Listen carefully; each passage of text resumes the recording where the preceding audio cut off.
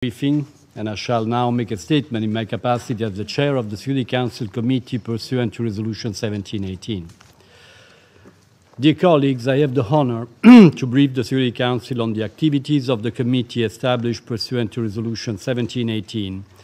for the period of 12 September 2017 through 29 November 2017 in accordance with paragraph 12G of the same resolution. The committee strongly condemns the continuing violations by the Democratic People's Republic of Korea, in particular the ballistic missile launch on 14 September 2017, which flew over Japan, and the launch on 28 November 2017. Following the adoption of Resolution 2375 on 11 September 2017, which significantly expands the scope of the sanctions regime, the committee is engaged in facilitating implementation of all sanctions measures and is continuing its efforts in this regard. As part of the committee's outreach activities, I convened an open briefing with the UN membership on 9 October 2017 to offer a detailed overview of the expanded sanction regime and member states' obligations in this regard. The briefing provided a forum for member states to explore challenges and opportunities they faced and to raise specific questions and concerns while implementing the DPRK sanctions. I also encouraged them to submit their national implementation reports on concrete measures they have taken to effectively implement the resolutions. As of today, the committee has received 102, 89 and 31 national implementation reports on Resolution 2270, 2321 and 2371, respectively. While this submission rate continues to be much higher than under previous resolution regarding the DPRK, it should be recalled that Resolution 2375 requires all member states to submit their national implementation reports within 90 days of its adoption, that is, by 12 December 2017. During the reporting period, the committee received notification from member states informing the committee of amendments to the national legislation in order to ensure consistency with the financial provision of Security Council Resolution 2321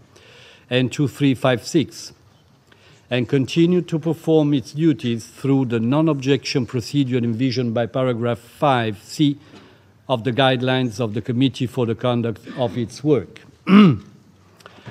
this regard, on 12 September 2017, the committee approved updates to the informal list of individuals and entities in the Korean language,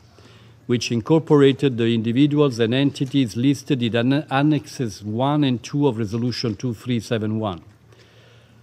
Following the adoption of Resolution 2375, the committee approved further updates to the informal Korean list on 18 October 2017, which incorporate the individual and entities listed in Annexes 1 and 2 of that resolution. In view of the implementation of Resolutions 2270, 2371, and 2375, I am pleased to report that on 29 September 2017, the committee agreed on a list of weapons of mass destruction related items of concern in accordance with paragraph 4 of Security Council Resolution 2375. On 2 October 2017, the committee approved a list of conventional arms-related items in accordance with the requirements set out in paragraph 5 of Security Council Resolution 2375 and reported to the Security Council. In view of updating the CBW-related items, the committee is continuing its consideration. I am also pleased to report that in accordance with paragraph 6 of Resolution 2375, on 3 October 2017, the committee was able to reach an agreement on a list of 4 vessels for designation pursuant to the measures imposed by paragraph 6 of Resolution 2371. With regard to the 1718 sanctions list, the committee approved a technical correction to an entity designated on the 1718 sanction list on 19 October 2017 and is considering requests by an intergovernmental organization pertaining to a designated entity and an individual.